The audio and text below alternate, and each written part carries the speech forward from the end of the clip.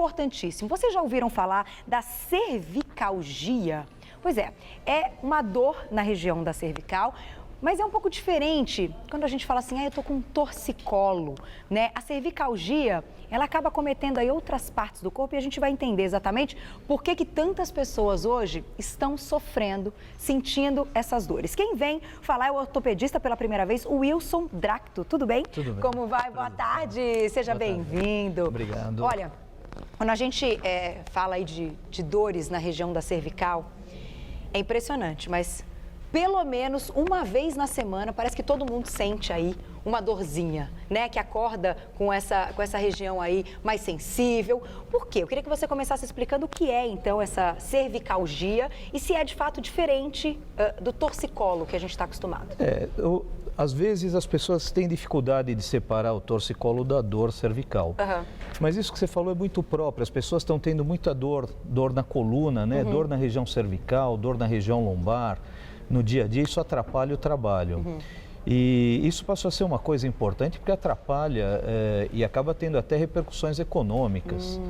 Hoje, a gente tem pessoas acometidas com esse tipo de problema, acaba sendo uma das grandes causas de falta no trabalho e isso acaba mexendo até com a economia. Olha só. Então, é um problema que tem que ser abordado com cuidado e com atenção. Essa dor, ela pega, assim, toda a região da cervical. O que a gente nota é que as pessoas, de fato, assim, acabam tendo a dor numa região até maior do que se fosse um simples torcicolo e por mais tempo, né? Esse é o problema. A dor nem sempre é bem localizada. Tá. É muito comum a dor irradiar. Mas a dor tem características e às vezes essas características da dor ajudam o médico a entender de onde ela vem. Então, quando a gente fala de dor cervical, vou aproveitar para falar também de dor lombar, nem toda a dor vem da coluna. Então, às vezes a pessoa tem dor cervical, pode ter até um problema de tireoide. Olha só. A pessoa tem dor lombar, ela pode ter um problema renal, um problema de vesícula, uma dor ginecológica, por exemplo. Então, a primeira coisa é entender direitinho essa dor e é importante que o médico examine o paciente para ter certeza. Mas vamos entender que a conclusão é que a dor vem da coluna. A coluna tem várias estruturas e todas essas estruturas podem proporcionar dor. Tá. E muitas vezes a dor não fica localizada num ponto só. Na região cervical, que é o assunto que você perguntou principalmente, se comprimir um nervo, os nervos que vêm para os braços, eles saem da coluna cervical. Então, se você tem um nervo irritado, a sensação de dor pode ser no braço. Olha só. E pode estar acompanhada de formigamento. Tá. Quando a dor é lombar, ela pode irradiar para um membro, pode irradiar para os dois membros inferiores, para a perna, pode ir até o pé e pode ter formigamento também.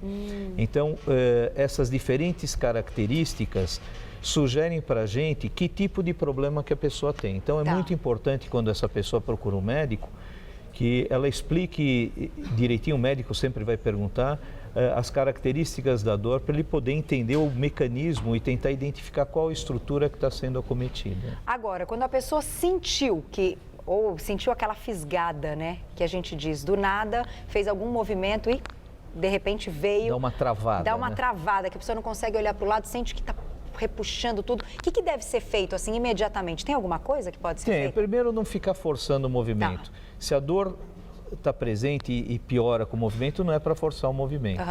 Então, mexer pouco, tomar um analgésico para dar algum conforto, mas todos os casos têm que ser examinados. Procura um médico e fazer uma boa avaliação. Já que a gente está falando disso, vou dar uma dica que é muito importante, que as pessoas...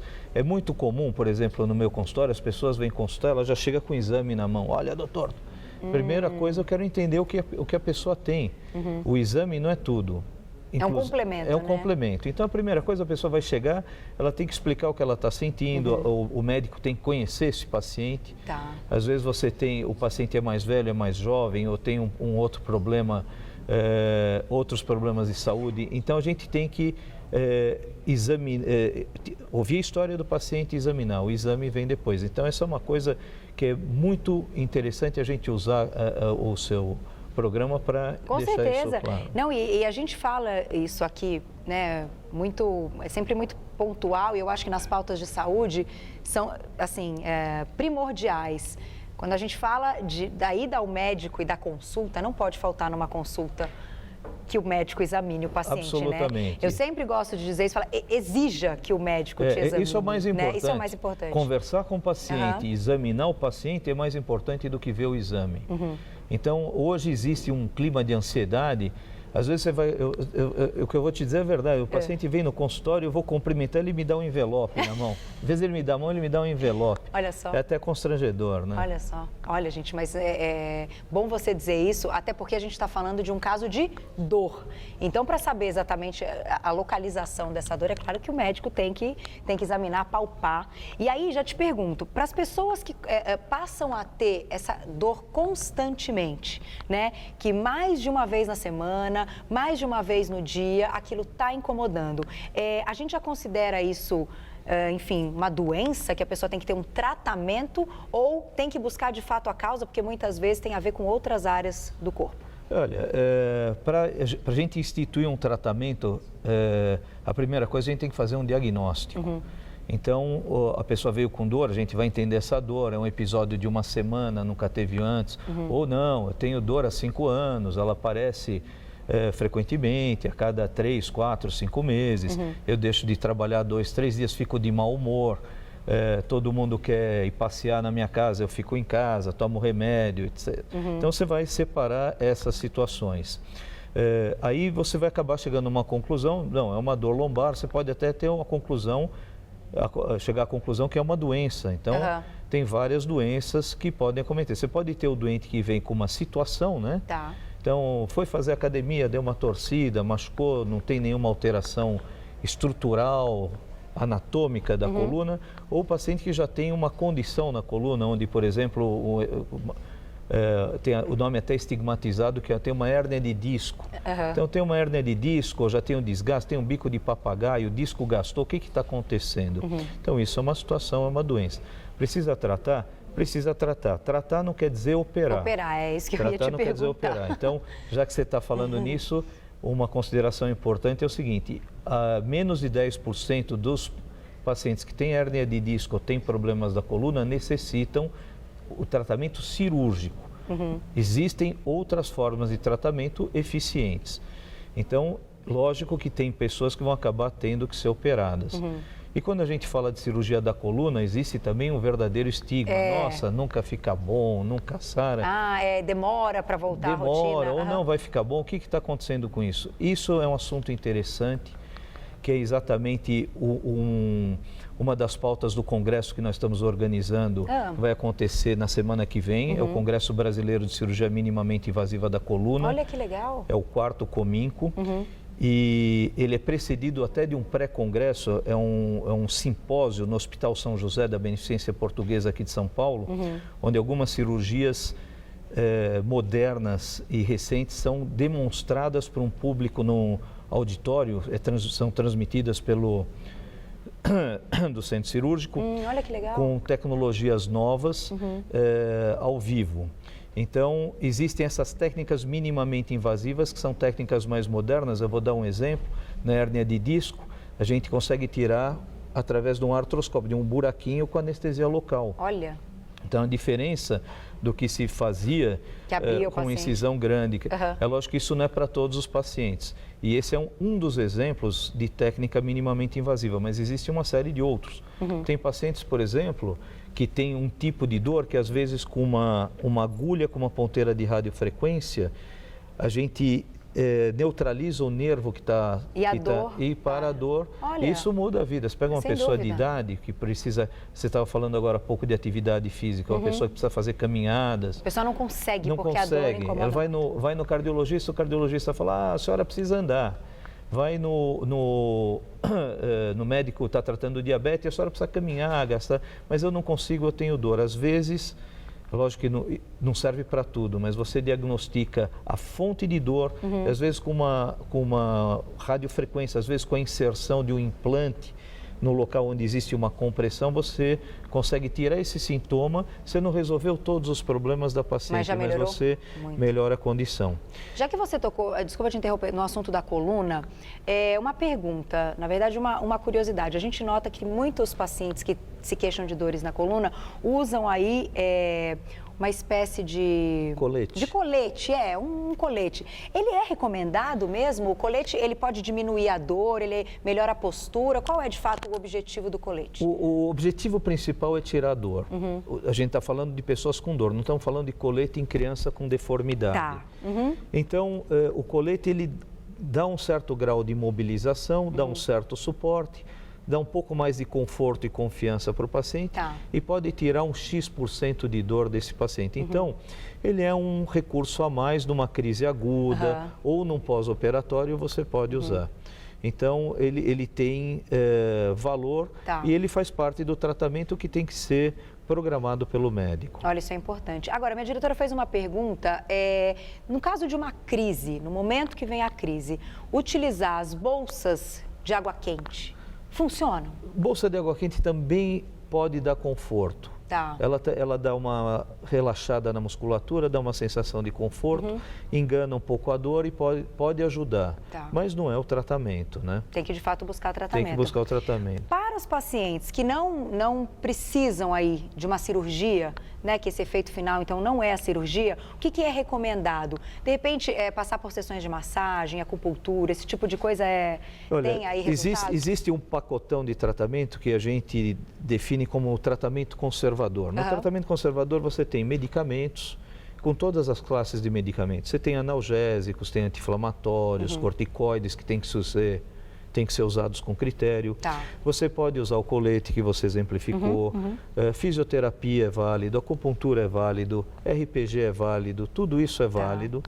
Inclusive, medidas de longo prazo, por exemplo, numa pessoa obesa, um tratamento de emagrecimento. É muito comum a associação da dor com ansiedade. A gente vive hoje num mundo cheio de informações, cheio de as pessoas trabalhando bastante, sentando mal no computador. Então, tratar a ansiedade, ter uma vida mais equilibrada, tudo isso pode ser considerado tratamento. Então, para ter essa visão ampla, essa visão, é importante a avaliação do médico. E essa avaliação do médico, como você falou, tem que de fato procurar o médico, ser examinado, fazer os exames complementares e aí pensar fazer um programa. O que vai ser feito daí em diante. Aí você vai separar. Quando o paciente precisa de cirurgia, ele vai... aí tem que ser indicada a cirurgia. Tem muitas situações, você pode ter mais de um tipo de cirurgia. Você pode optar por uma ou por outra. E as técnicas minimamente invasivas estão... trazendo essas vantagens e se impondo gradativamente no cenário da medicina. Eu vou aproveitar e fazer uma perguntinha do Twitter que chegou da Paola. Paulinha, um beijo para você, escreve sempre para a gente. Ela pergunta o seguinte, se tem alguma coisa que a gente possa fazer, que cuidados a gente pode tomar aí no dia a dia para evitar essa dor na região da cervical? Caso, é claro, ela não tenha ligação com nenhum outro problema, ou com a coluna, ou com a lombar. Pergunta boa da Paola. Achei a pergunta da Paola boa, que dá para dar muitos esclarecimentos. Os cuidados que a gente tem que ter, porque às vezes a má postura pode... É uma postura, então a gente começa falando do dia a dia, né? Então, a pessoa ansiosa, trabalhando, carrega uma mochila pesada, vai para o trabalho, fica às vezes segurando no metrô, chega no trabalho atrasado, está estressado, contratura, assim, né? Aí senta mal, fica digitando com a mão assim, a cabeça virada para ver o monitor, e não cuida do corpo, está com peso maior, volta para casa carregando peso, quer dizer... A primeira coisa para fazer é se livrar identificar esses fatores nocivos e tirar, né? Manter uma atividade física é importante. Eu vou dizer rapidamente, porque não vou explicar tudo, mas o disco intervertebral, que é a estrutura que fica aqui entre os ossos, eu trouxe uma coluna lombar, é um modelo. Então, entre as vértebras existe o disco, né? Aqui é um exemplo de um disco herniado. Isso vermelho é uma hérnia de disco. Certo. Então, entre uma vértebra e outra tem o disco, que é um verdadeiro amortecedor entre as vértebras. Esse disco ele não recebe uma artéria, não recebe uma veia. As células do disco são nutridas pelo sangue que vem do osso. E esse sangue e os nutrientes, o oxigênio, eles fluem dentro do disco graças aos movimentos que existem. Então, quando a pessoa fica 10 horas sentada numa cadeira, esse mecanismo não existe. Então, o movimento, ele faz parte, ele é necessário para a vitalidade do disco. Isso se traduz em evitar sedentarismo. Então, fazer uma atividade física, não ficar longos períodos sentado, fazer alongamento, evitar obesidade, equilíbrio, tudo isso, acho que equilíbrio é a palavra mais É verdade, mais em tudo, né? interessante, Em tudo, né, doutor? E olha, uma outra pergunta aqui do Bruno. Bruno, um beijo para você. Ele pergunta se tem alguma posição adequada para dormir que não prejudique a coluna, enfim, que não dê no dia seguinte essa dor. Bom, quando a gente deita, vou voltar aqui para o modelo. Vamos mostrar. Então, o disco ele está carregando peso, né? O peso vem aqui, o disco, quando a gente deita, automaticamente o peso sai do disco. Então, está deitado, você já melhora. Agora, o que é importante deitado? Você não colocar a coluna em posições extremas. Tá. Então, com relação à coluna cervical, deitar de lado e manter a coluna alinhada é a melhor posição. Então, usar um travesseiro que tente manter esse alinhamento. Travesseiro alto, empurra para cá. Baixo, empurra para lá. Dormir de bruços, você não vai dormir com a cabeça no colchão. Você tem que dormir de lado. Você está numa posição viciosa. Tá. Então, essa é a melhor posição. Tem gente que não está acostumado, é importante cuidar disso. Então, deitar de lado e dobrar um pouquinho o quadril, o joelho, você relaxa um pouco a musculatura, é uma posição ótima. Mas sempre deitado, você está aliviando, você está tirando o peso de cima dos discos. Agora, e aquele lance do colchão, doutor? Porque, assim, a gente escuta as pessoas também que se queixam de dores na coluna. Ah, o colchão é muito duro. Mas o colchão pode ser muito mole? O colchão muito mole também não prejudica? Como é que é o adequado aí para escolher? Olha, o colchão nunca vai ser o grande vilão por causa dessas questões mecânicas que a gente conversou. Mas o colchão ele tem que ser confortável. O colchão ideal seria, dentro desse princípio de manter o alinhamento da coluna, um colchão que absorva as curvas do corpo e mantenha a coluna numa posição mais neutra possível. Tá, então nem muito duro, nem muito mole. E que seja confortável, acaba no final sendo quase uma questão de gosto. E o travesseiro também é importante, como você falou, tem que ter uma altura legal e tem que trocar o travesseiro. Ele acaba a fibra fadiga com o passar do tempo. E aí uma hora o pescoço pode ficar um pouco mais inclinado. Perfeito. Deixa eu ver se tem mais uma perguntinha. Estão chegando várias perguntinhas aqui do Twitter, ó.